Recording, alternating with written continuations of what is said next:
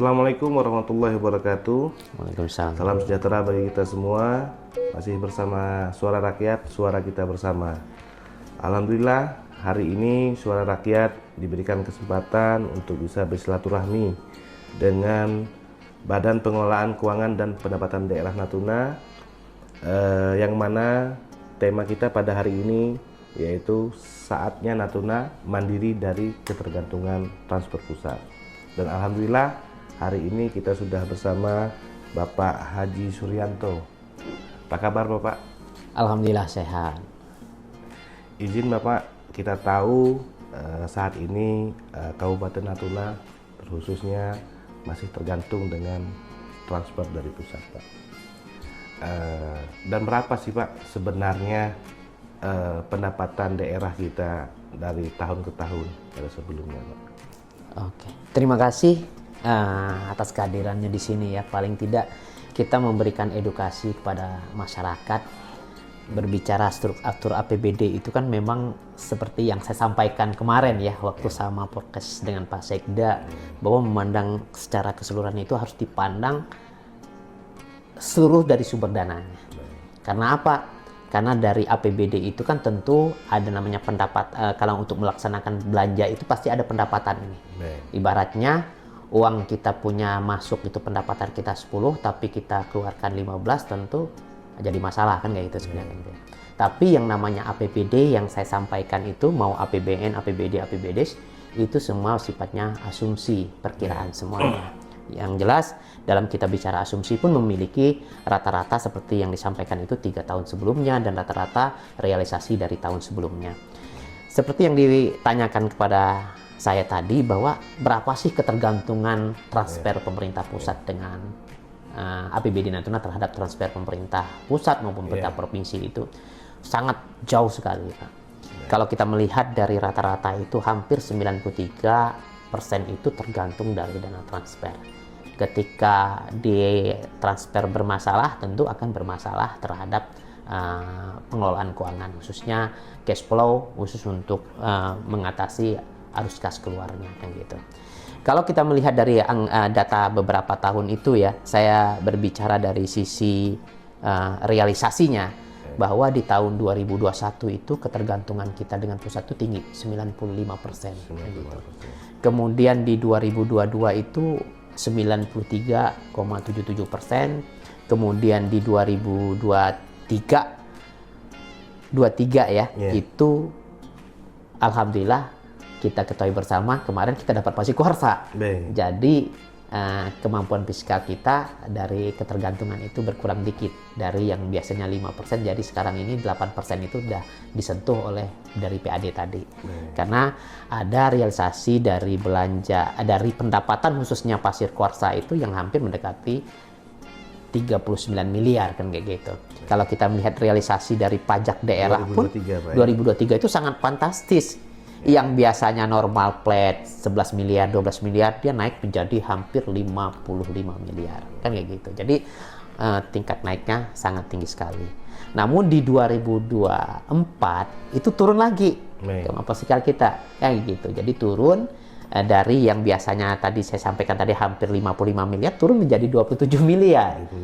Apa penyebabnya? Ya penyebabnya tadi dari pasir kuarsa. Yang perkiraan kita itu yang seharusnya ekspor perdana di tahun 2023 itu hampir 39 miliar, tentu pelaksanaan di 2024 itu lebih baik perkiraan kita. Namun ya tidak ada orang menyangka kan ketika harganya turun, semuanya turun, menyebabkan realisasi dari pasir kuarsa itu hanya 14 miliar saja, yang secara logika kalau dua perusahaan yang masuk tentu pendapatan kita harus 2 kali lipat dari kemarin. Itulah yang menyebabkan kenapa estimasi yang dari awal yang sudah kita sampaikan atau kita asumsikan di APBD itu lari dari targetnya kan gitu. Sedikit Pak Haji, saya potong sedikit. Tadi Pak Haji juga hanya menyampaikan PAD kita di pasir kuarsa saja. Iya. Padahal kita Natuna kita ketahui bersama ada restoran, ada hiburan, ada tempat makan. Itu penyumbangnya itu gimana sih Pak? Besar atau tidak sebenarnya? APBD Natuna gitu? Iya. Kenapa saya berbicara pasir kuarsa? Karena kuasa yang paling tinggi kan gitu. Tapi dalam struktur pendapatan khususnya dari PAD, khususnya lagi ke pajak daerah kan ada beberapa item. Yang pertama kayak pajak hotel. Pajak hotel kita di tahun 2023 lumayan, Pak. Kalau kita melihat 2023, 2024 itu realisasinya itu di atas 700-an sampai 800-an. Semakin banyak, iya juta. Semakin banyak orang yang berkunjung di sini, hotel, tingkat hunian hotel itu ada, pasti akan naik tambah. Berbeda jauh dibandingkan 2022 dengan 2021. Karena di tahun sebelumnya itu paling berkisar sekitar 120, 130, tapi ketika di 2023 dan 2024 tuh naik menjadi 700-an sampai 800-an kayak gitu. Itu pun memang harus kita lakukan pengawasan-pengawasan seperti yang kita sampaikan. Sering kita melakukan sosialisasi, kemudian surat dan lain sebagainya. Kemudian kalau berbicara masalah pajak yang lainnya, pajak restoran. Kalau pajak restoran ini kan lumayan kita dapat itu masih disumbangkan oleh pelaksanaan kegiatan APBD, makan minum.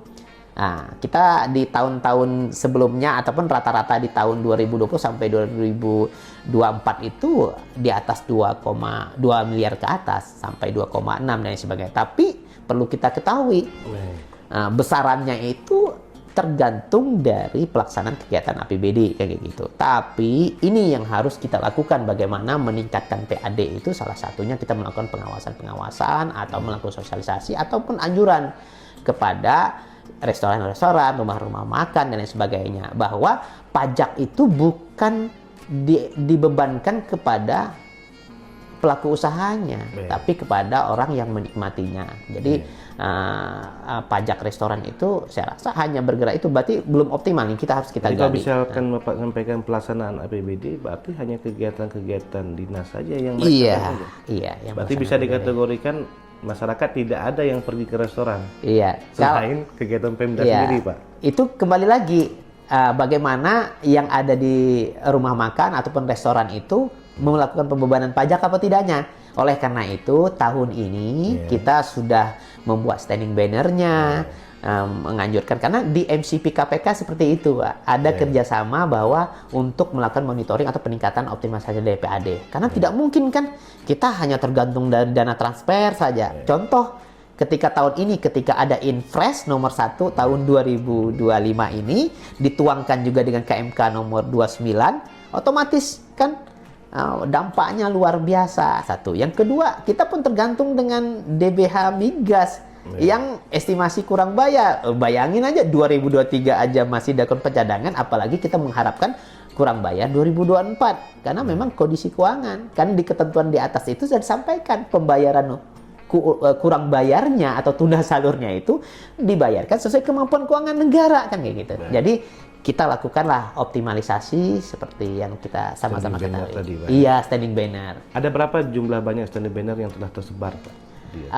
Kalau standing banner yang sudah tersebar itu kita baru 30-an, Pak. Target kita itu sekitar 100 lebih, tapi bukan hanya di rumah makan saja, tapi di hotel-hotel, kemudian di tempat hiburan juga.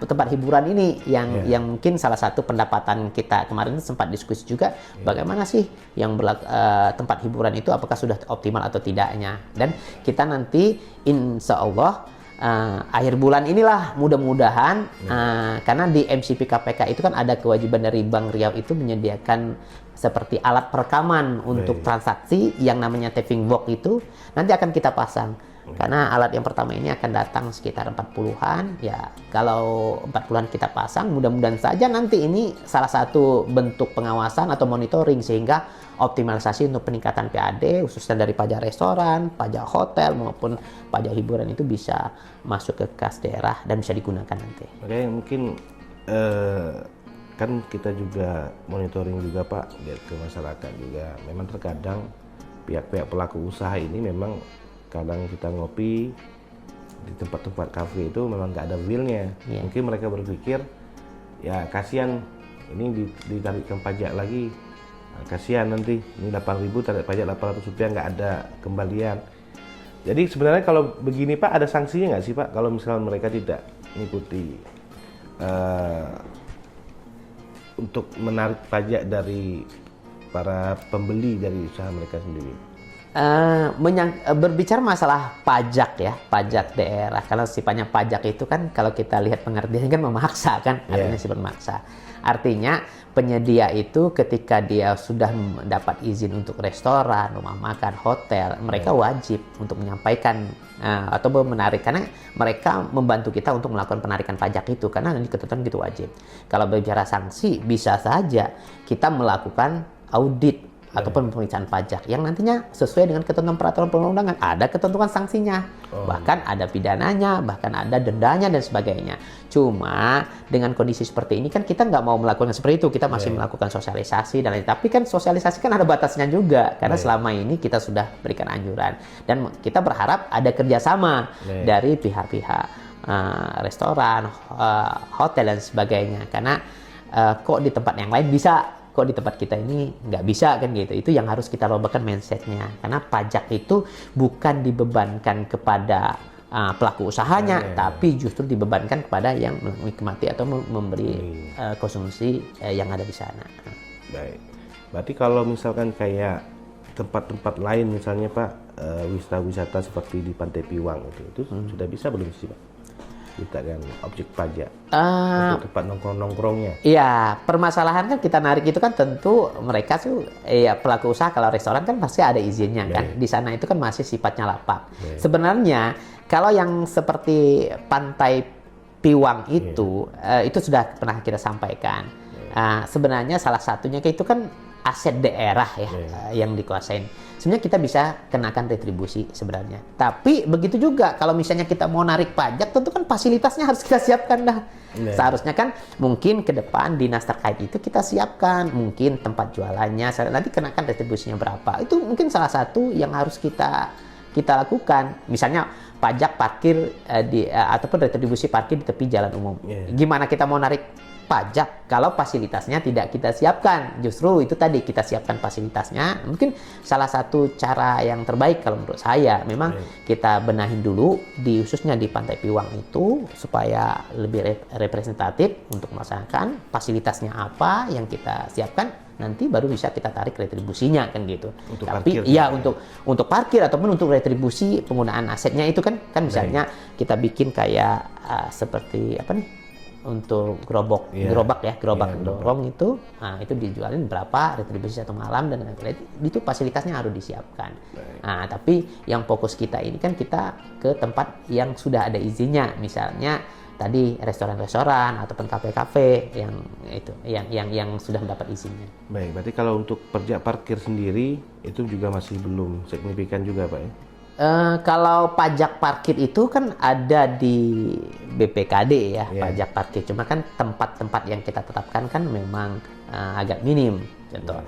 Tapi setahu saya yang justru yang agak besar ada itu retribusi parkir yang ada di Pasar Ikan, itu lumayan besar juga, lumayan itu kan sudah dilaksanakan oleh Disperindak dan retribusi itu berada karena kita bicara PAD ini kan ada 2 OPD ya. Kalau pajak itu ada di BPKD, retribusi itu ada di OPD terkait kan gitu. Termasuk juga Dinas Perhubungan nanti ya. Itu saya. Jadi apa harapan Bapak Pak dengan telah disebarnya standing banner ke beberapa restoran dan hotel ini?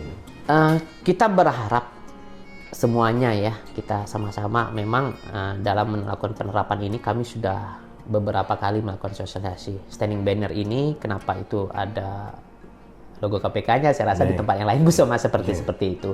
Karena itu akan dilakukan monitoring. Kita berharap nanti pelaku usaha itu mau bekerja sama dengan pemerintah daerah. Ketika ada orang yang membeli di sana itu dikenakanlah pajak 10% sesuai dengan ketentuan peraturan perundang-undangan Perda nomor 15 tahun 2023. Dan kita berharap juga, kami mohon dukungan semuanya ketika nanti alat perekam sudah kita pasang nanti, yang target kita di tahap pertama ini 40-an, nanti bahkan nanti bisa berkembang, tolong digunakan sebaik-baiknya kan gitu. Disitulah kita bisa membantu daerah, karena dengan cara kita membantu daerah ini tentu uang itu bisa digunakan untuk pembangunan kan seperti itu. Jadi seperti yang disampaikan tadi ya, selama ini kan kita tergantung dengan transfer kayak gitu. Mana dengan adanya peningkatan pajak ini ya mudah-mudahan saja ketergantungan dari transfer kita masih bisa ditekan, karena kemandirian fiskal itu kan diukur dari situ, berapa sih ketergantungan antara pemerintah pusat alokasi dari pemerintah daerah dengan alokasi transfer dari pemerintah pusat. Tapi ditunjukkan dari mana? Kontribusi dari PAD tadi. Baik, untuk pertanyaan terakhir nih Pak. Jadi target Bapak sendiri nih, selaku Badan Pengelolaan Keuangan dan Pendapatan Daerah Natuna 2025 ini Pak, berapa sih Pak target pendapatan kita di luar dari transfer pusat yang Bapak targetkan sendiri? Iya, kalau kita targetkan sendiri dari pendapatan PAD ya, PAD itu di dana transfer itu sekitar 123 miliar ya Pak. Di mana di 123 miliar itu kalau saya harus melihat datanya dulu ya, nih biar kita sama-sama memberikan informasi yang jelas kepada masyarakat ya. Karena seringkali informasi yang disampaikan itu selalu miss kan gitu. Kalau pajak daerah itu kita targetkan itu sekitar 85 miliar Pak. Kalau dibandingkan 2023 itu turun karena di 2025 itu sekitar 97 realisasinya. Tapi kita asumsikan itu yang terbesar tetap di Pasir Kuasa tadi Pak. Sekitar 70-an miliar. Mudah-mudahan itu bisa tercapai. Kemudian retribusi itu 1,7. Retribusi itu kan disumbangkan terbesarnya itu dari retribusi pelayanan kesehatan yang nanti pun akan dikembalikan juga nanti ke dinas OPD terkait. Dan saya berharap juga semuanya retribusi itu OPD retribusi itu ayo berlomba-lomba lah mengejar retribusi itu, target pendapatan itu yang nantinya saya berkeinginan semua pendapatan retribusi itu kembali ke OPD terkait. Paling tidak misalnya di Perindak atau Perindak. Kalau mereka bisa optimal lagi, ya mungkin di pasar itu apa yang dibutuhkan, ya kita gunakan untuk pembangunan atau fasilitas-fasilitas yang ada di situ. Kemudian lain-lain PAD yang hasil pengelolaan kekayaan yang dipisahkan, itu salah satunya itu adalah dividen Bank Riau yang kita dapat. Dan yang terakhir itu adalah lain-lain PAD yang sah, itu sebesar 28 miliar, di mana itu disumbangkan oleh pendapatan bulut yang paling tinggi, itu hampir sekitar 20-an miliar ke atas. Itu. Dengan keadaan ekonomi seperti ini berarti ya bisa dikategorikan target ini bisa positif ditransaksi atau tidak Pak? Kalau target yang ini mungkin yang akan ada terkoreksi nanti, pasti berdampak kepada pajak restorannya. Seperti yang saya sampaikan tadi, bahwa hampir 99% lah, 99% itu kan tergantung dari APBD. Kita ketahui bersama dengan adanya Impres nomor 1 tahun 2025 kan dilakukan efisiensi semua nih. Nah, jadi ketika melakukan efisiensi tentu akan mempengaruhi dari realisasinya. Termasuk juga pajak-pajak hotel.